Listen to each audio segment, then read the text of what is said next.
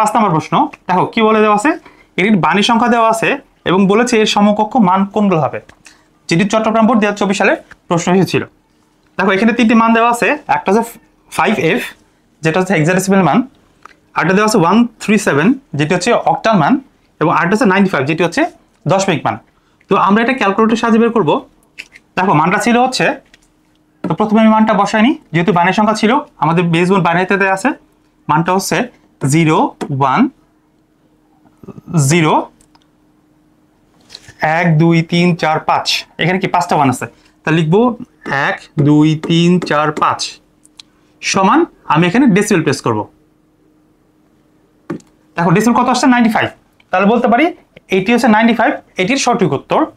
এরপর অক্টাল, আমি octal press করব, অক্টাল কত আসছে দেখো 137, তার মানে কি হচ্ছে এইটাও সঠিক উত্তর হবে।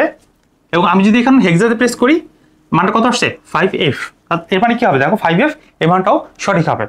তাহলে আমরা বলবো যে এই বাণীর সংখ্যা দেওয়া আছে, এই সঠিক উত্তর 5f আমরা পেয়ে গেছি, 137 এটাও পেয়ে গেছি, এবং 95 এটাও পেয়ে গেছি। সঠিক উত্তর হচ্ছে ঘ নাম্বার।